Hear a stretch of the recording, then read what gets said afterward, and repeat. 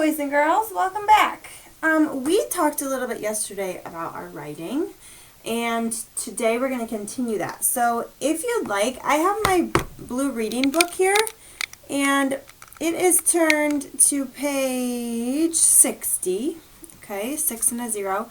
If you want to get yours to follow along, you can pause me and go get it. Otherwise, you can just watch right here on the video, okay?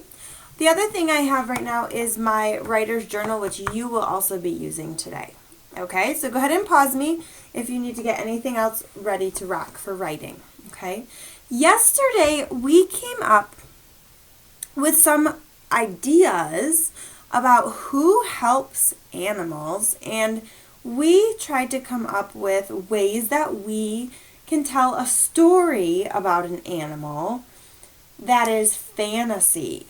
Okay, let's review. A fantasy story has events that cannot really happen. So animals are real and people are real, but we're trying to think of something so silly that it could not actually happen. The student model on the next page is an example of a fantasy story. So we're going to read this, which is like an example. So it's one that another first grade student came up with. Okay? Our prompt is to write a fantasy story about a person who helps an animal. Okay, and then you'll get to draw a picture for your story when you're done. Okay, our checklist says, use your imagination to write and draw a picture. Ooh, this is a big one, first graders. Begin each sentence with a capital letter and end it with a period. Every single sentence in the whole wide world begins with a capital letter and ends with some sort of punctuation and usually a period.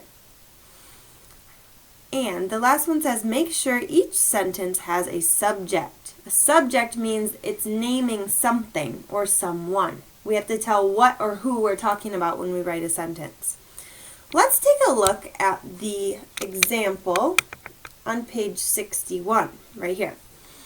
This student's title is The Pet Cow. And it says, Bob has a pet cow. Cow likes to cook. It makes a big mess. Bob gives cow a bath. Okay, so one awesome thing here is that they wrote their story like they're supposed to about an animal, cow, and a person who helps. Now, Bob helps. How does Bob help the cow? Yes, Bob gives the cow a bath at the end of the story. That's how he helps, okay? So I'm going to go ahead and take my idea that I had yesterday and write my story, okay? So yesterday I decided I'm going to go with the groomer. And I have here my writer's journal. That looks like this, my writing journal. And I've turned to a fresh, clean page. So last time I used my journal, I wrote about my cat Goobies. I turn to the next page, just one page. I don't flip to a middle page because then it's super hard to find where I left off. Okay, so I turn to the next page where I have space for a picture and some lines to write. And I'm going to start by writing first.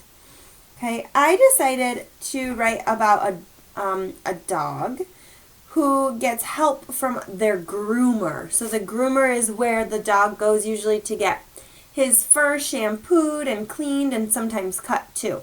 Okay, so here I go. I'm going to make sure I start my sentence on the left side of the line with a capital letter. So Lucy is who I'm writing about.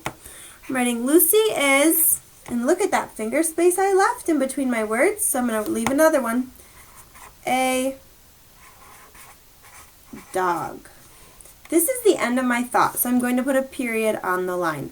If you're working with me in your journal, you could pause right now and write your first sentence too. Tell me who you're writing about. I wrote, Lucy is a dog. Lucy doesn't get any help yet in my story though. So go ahead and pause me and write your first sentence if you'd like. Okay, ready for what Lucy did? Here's my naming part. Instead of writing Lucy again, I'm going to write she. Okay? Now, do you see this space on that I have left here? I have plenty of space here to write the word she. Okay, so I'm going to leave a finger space after my period. I have a capital letter here because after a period, I always start my next sentence with a capital letter. So there's my capital S-H-E, she. Now my next word is begged, and begged is way too big to fit on the rest of this line, so I'm going to have to zoop, go down to the next one. You ready for what Lucy did?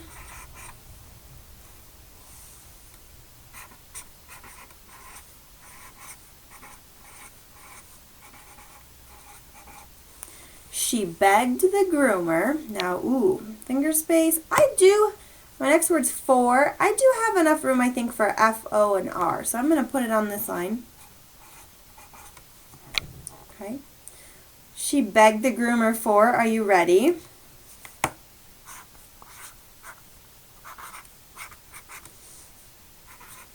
Pink nails. Oh my goodness. So Lucy is a dog, period. That's the end of my thought. Capital letter. She begged the groomer for pink nails. Ah! And I put an exclamation mark because that's wild. Okay?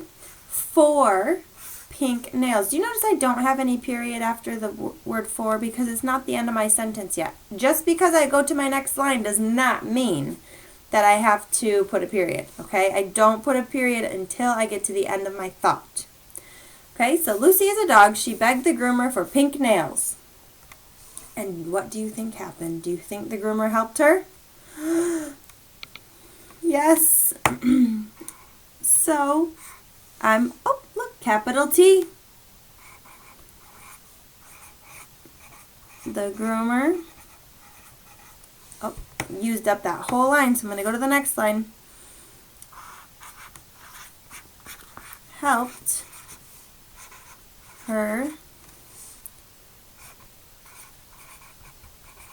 paint. Can't forget my finger spaces. And a period. The groomer helped her paint them. Period. That's the end of my thought. Now, if I had more to my story, I could add. But I've written enough today. I was able to name my animal that I'm writing about, what she did, she begged the groomer for pink nails, and how did the person help the animal. The groomer helped her paint them. Now, is my story something that could actually happen? Well, maybe a little bit. So, as crazy as it sounds, I think that you can paint, some dogs can get their nails painted, but what makes my story fake is that Lucy, the dog, it says she's the one that begged the groomer for pink nails. The dog can't actually talk, right? So it's made up. It's a fantasy. Okay, if Lucy's owner had asked the groomer, that could really happen. But for the actual dog to just talk to the groomer about pink nails, that wouldn't happen in real life. Okay, so boys and girls, now it's your turn. You get your writer's journal, and you write your story about your animal. I cannot wait to hear what you come up with, and I can't wait to see it when you post it in Seesaw. Let me know if you have any questions. See you soon.